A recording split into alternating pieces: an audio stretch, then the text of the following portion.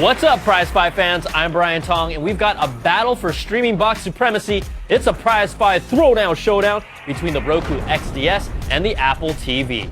Our judges for this fight are senior editor John Bad to the Bone Falcone, senior editor David Carnoy, and yours truly, all night long Tom. We'll take all three judges' blind scores and average them out to the nearest 10th each round. The final Prize Fight score will be an average of all rounds using the same decimal system. Let's get this party started. Round one is designed. Both of these boxes are small and black, and you really won't notice them next to your TV set. The Roku XDS is simple and clean, but its fabric tag belongs on a t-shirt more than it does on a set-top box.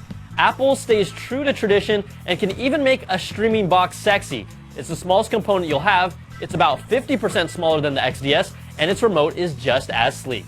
Apple TV starts the fight with a perfect 5, and Roku gets a 4. Next round is interface and navigation.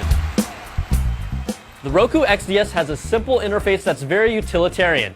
It won't wow you visually, but it gets the job done. It's also easy to customize by adding channels for your favorite content, and the remote doesn't get in the way. The Apple TV interface is clean and elegant, just like you'd expect. Animations are smooth, and its interface feels polished. You won't get any real customization here, but its remote is simple and easy to use. The Big A gets another perfect 5, and the Roku gets a 3.7. So after averaging 2 rounds, Apple leads by over a full point, but it's still too early to get excited. Round 3 is features.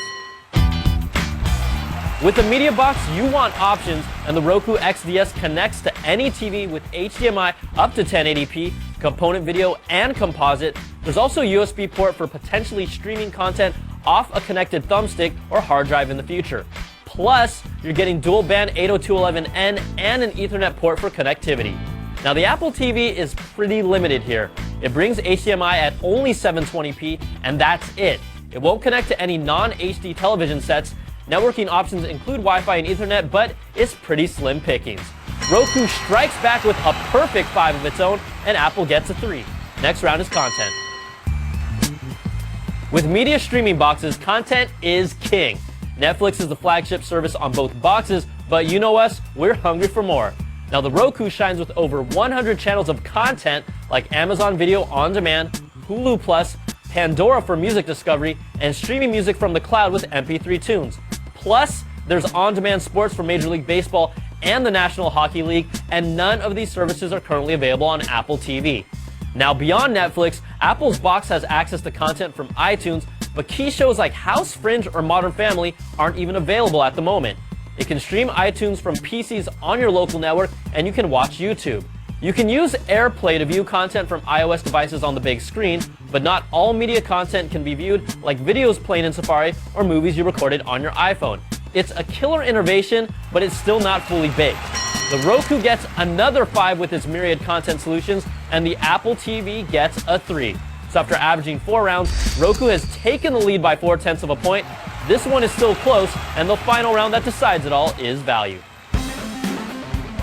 For $99, the Roku XDS brings the best video and audio streaming services on the web with every connectivity option you can think of. The Apple TV is also $99, and if you live in an Apple-dominated ecosystem, you'll feel right at home with iTunes integration, but you'll be missing out on a whole lot of content.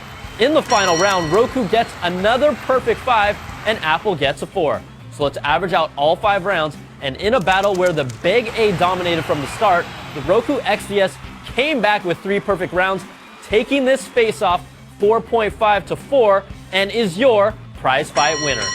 Both of these streaming boxes will continue to mature with new features and content, but the decision really comes down to your desire to stay in the Apple world or experience all the services that Roku has to offer. I'm Brian Tong. Thanks for watching, and we'll catch you guys next time for another prize fight. Bye-bye!